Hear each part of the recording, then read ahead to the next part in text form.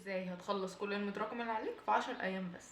حتى لو انت ما بداتش، حتى لو انت مراكم المنهج كله، كمل معايا الفيديو. عاملين ايه؟ انا اسمي نور للي ما يعرفنيش. النهارده هنتكلم عن تعمل ايه لو انت لسه ما بداتش او انت مراكم ومطلوب منك تلم كل المتراكم اللي عليك في 10 ايام بس عشان تلحق تواكب اللي بادئين من اول السنه. بس اول حاجه كده عايزه اصلحها في دماغك حته، هو انا ربنا هيساوي ما بيني وما بين اللي بدا من اول السنه؟ ربنا هيساوي ما بينك وما بين اللي بدأ من اول السنه، لان ربنا مش بيساوي بالمده. انت ممكن تعمل مجهود اللي من اول السنه لسه ما عملوش، تمام؟ فانت مطلوب منك التسعه، تسعه بس، تسعه. يعني انت مطلوب منك تظبط علاقتك بربنا، علاقتك بمذاكرتك، وتعمل اللي عليك. النتيجه دي ايا كان هي مرضيه بالنسبه لك او مش مرضيه بالنسبه لك، فدي بتاعت ربنا، تمام؟ طيب، اعتذر على هذا الفاصل ولكن اوكي نكمل. طيب يا نور، انتي مطلوب انا مني اعمل ايه؟ انا تايه ومش عارفه اصلح علاقتي بربنا ومش عارف اذاكر وانا لسه ما بداتش اصلا، وحاسس ان ربنا مش هيساوي ما بيني وبفكر اجل وكل الكلام ده. انا فاهمه كل السيناريوهات اللي في دماغك دلوقتي، وحتى بتوع 2025 و2024 وانا 2023 كلنا مرينا بنفس الكلام، وحتى هم يقولوا لكم. تمام. انت دلوقتي مطلوب منك ايه؟ رقم واحد، انت هتدخل تغتسل من كل حاجه، ذنوبك بقى، اغاني، علاقه محرمه، ايا كان اللي انت فيه. انت دلوقتي اللي هيحجب ما بينك وما بين توفيق ربنا وما بين المجموع ده رزق، تمام؟ فاللي بيحجب ما بينك وما بين الرزق الذنوب. فانت في علاقه محرمه، انت في علاقه محرمه، اغاني، اي ذنب انت بتعمله ادخل اغتسل منه دلوقتي حالا. خلص الفيديو، ادخل اغتسل السبحه بتاعتك، تبدا تصلي. هتبدا اول صلاه هتصليها هما ركعتين توبه من كل حاجه انت فاكرها او مش فاكرها. عيط واتكلم مع ربنا وكل الكلام ده. هنثبت، هو روتين ثابت هنمشي عليه 10 ايام كلنا بما فيكم انا هبدا بكره الكليه، تمام؟ ايه بقى هو الروتين ده يا بنتي يا نور؟ دلوقتي انتوا بتنقسموا الى فئتين، فئه بتنزل سنتر وفئه بتروح اللي هو دروسها اونلاين، تمام؟ الفئه اللي بتنزل سنتر دي اللي هتبقى مظلومه شويه معانا في المذاكره، بس ان شاء الله النظام برضه هينفع معانا. الفئه بتاعه الاونلاين دي انتوا لو اتمرقعتوا بصراحه تبقى انتوا اللي عايزين ضرب الجزم، تمام؟ انا بكلم كل الفئات دلوقتي. الفئه بتاعه السنتر، انا هقول لكم نظام نفع مع كل اللي قبلكم. اول حاجه هنتكلم من اول لحظه دي. انت هتدخل تغتسل، هتطلع تصلي ركعتين توبه من كل حاجه، السبحه مش هتتخلع من ايدك كده، ده جزء الدين. كل فرض يبقى في ميعاده حتى الفجر، تمام؟ يومك هيبدا من الفجر. هتقولي بس انا دروسي بتبدا من 8 الصبح، اقول لك تسمع كلامي للاخر.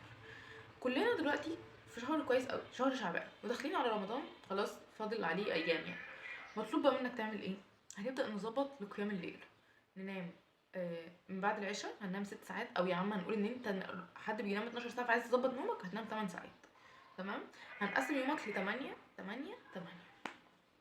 عندك 8 ساعات بتاع النوم دول خلاص، فاضل لك 16 ساعه في اليوم، هينقسموا ما بين دروس ومذاكره، تمام؟ ما تقوليش الصلاه ما بتاخدش اكتر من 10 دقايق معاك.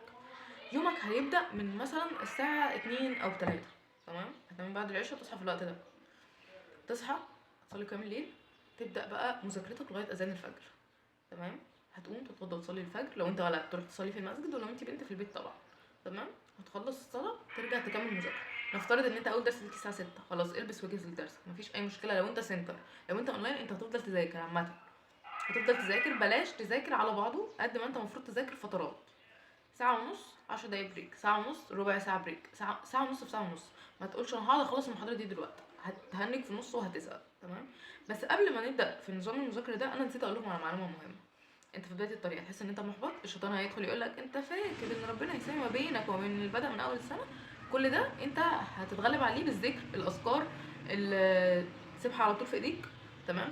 وعشان نبقى عارفين احنا هنخلص في قد ايه، مطلوب منك ورقه واحده بس هتكتب لي في الوش بتاعها كل عدد محاضرات كل ماده، وفي الظهر يعني بص، انت مثلا دلوقتي الباب الاول انت مخلصه بس مش فاكر فيه حاجه، فالورقه دي الوش بتاعها هتكتب اللي انت ما فتحتوش، وفي ظهرها اللي انت ذاكرته ونسيه، او اللي انت اتفرجت على الشرح بتاعه بس ما ذاكرتوش، تمام؟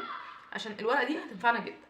هنبدا باللي احنا ما فتحناهوش اصلا، اللي انت ذاكرته ونسيته، او اللي انت ما ذاكرتوش ده اللي هو اتفرجت على شرحه وما ذاكرتوش ده هنركنه دلوقتي. احنا هنبدا من اول ما انت واقف، تمام؟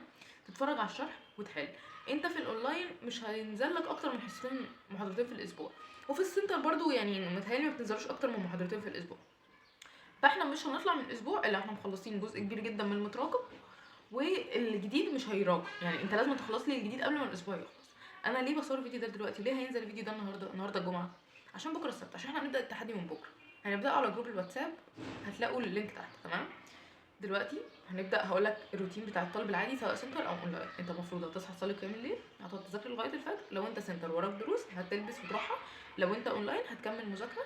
بعد كده اذان الظهر هيأذن، هيبقى في من بتوع السنتر رجعوا فدول ممكن يناموا عادي، انتوا ما بقيتوش اغراب، اخويا دخل. المهم دلوقتي رجعت من دروسك مثلا الساعه 12، بتوع السنتر المفروض تناموا ساعتين مثلا، مش عشان خاطر بالنسبه لي نوم قد ما انت مش هتبقى قادر تفتح كتاب. لو انت عندك صحه تمام ما عنديش مشكله، كوبايه القهوه بتاعتك اقعد ذاكر تمام. بتوع الاونلاين انتوا كده كده هتبقوا في البيت، فانت ممكن تاخد بريك بان انت تنزل الجيم ساعه، تنزل تتمشى ساعه، بلاش نوم عشان انت كده كده في البيت تمام. بعد كده ترجع تكمل مذاكرتك تاني. اهم حاجه ان احنا نمشي في اليوم مادتين، ماده علميه وماده نظريه، يعني مثلا عربي وكيمياء، فيزياء وانجليزي، بتاع ده احياء وفرنساوي، جيولوجيا وعربي كده. بلاش تخلي في يومك فيزياء وكيمياء في يوم واحد، ده عته تمام. اهم حاجه بالنسبه لي في الانجليش عشان احنا اغلبنا كده مستواكم زي الزفت فيه، نعمل ايه؟ كل يوم ثبت ان انت تحفظ 20 كلمه، وثبت ان انت تحل قطع حتى لو انت مش فاهم في حاجه، اقرا وترجم على جوجل وافهمها، ومع الوقت انت هتلاقي كسبت حصيله لغويه كبيره جدا تخليك تحل كتير لوحدك تمام. بس من هنا لغايه امتحانات اخر السنه انت تثبت معاك كل يوم قطعه، وكل يوم 20 كلمه من بعيدا عن المنهج تمام. ده غير مذاكره الانجليزي، سواء وراك مذاكره الانجليزي او لا، انت كل يوم هتعمل كده. ده صدقني هيرفع مستواك جدا جدا جدا جدا في الانجليزي. فانت دلوقتي مطلوب منك رقم 1 هتصلي كل فروض في ميعادها، رقم 2 ورقه في الوش بتاعها هتكتب الحاجات اللي انت ما ذاكرتهاش خالص، وفي الظهر بتاعها هتكتب الحاجات اللي انت ذاكرتها ونسيتها او اتفرجت على محاضراتها وما ذاكرتهاش تمام. هنبدا بايه؟ باللي انت ما ذاكرتهاش خالص. ما ينفعش تطلع دي كده القواعد بتاعه التحدي، وهكتبها برده في مسج وهبعتها على الجروب تمام. ممنوع منعا باتا تطلع من الاسبوع وانت مش مخلص الجديد، عشان ما تراكموش لازم تشتغل الجديد وقديم. طب انت دلوقتي تذاكر مادتين، انا بفضل دايما هو نظام هتضغط فيه نفسك شويه، بس ان انت في القديم هتتفرج على محاضره جديده ومحاضره قديم، ويعني في المادتين محاضره جديده ومحاضره قديم شرح وحل، ده تقيل جدا. طب في حاله ان انت مش حابب ده، هتتفرج لو انت مثلا النهارده السبت انت ما نزلكش محاضرات جديده في ولا ماده، فتتفرج على الاثنين قديم شرح وحل. طب نزل لك مثلا في الاحياء وفي الانجليزي لا، فانت هتتفرج على الجديد في الاحياء وقديم في الانجليزي، وهكذا كده مع كل المواد لمده 10 ايام بس. ولو ما طلعتش لا من 3/4 اللي عليك او كله كمان ما بقاش نور تمام. طيب يا نور انا عايزه ابدا من دلوقتي، اعمل ايه؟ هنبدا من دلوقتي. الجروب تحت انا هسيبه، شير الفيديو لكل اصحابك، انا هسيب تحت لينك الجروب، هسيب تحت لينك الانستا اللي عايز يبعت لي، هسيب تحت لينكات كل حاجه تمام. ولو عايز متابعه فاحنا عاملين برده نظام للمتابعه، فاحنا مظبطين لك كل حاجه. كل المطلوب منك انك تسعى وتبدا، والنتيجه دي بتاعت ربنا مش بتاعتك. ما تفكرش في النتيجه ولا تفكر في اي حاجه ولا اهلك ولا اي ضغط انت فيه، فكر في نفسك بس. هم 4 شهور اللي وراك، الاربع شهور دول قادرين يغيروا مسار حياتك كلها، قادرين ان انت يوم النتيجه يخلوك تبقى انت يوم النتيجه انا لامم كل اللي عليا، انا عملت اللي عليا وزياده. وبرده قدامي يخليك يوم النتيجه يا رب يا رب يا ريتني كنت عملت، لا يا رب ارجع ثانيه واحده بس وانا هغير كل ده تمام. فدلوقتي انت قدامك 4 شهور، لو بدات من دلوقتي هتلحق ولا لا؟ هتلحق. كل مطلوب منك انك تبدا بس كده. لو وصلت لغايه هنا ما تنساش ان انت تصلي على النبي وتبعت لي، وانا هساعدكم كلكم ان شاء الله.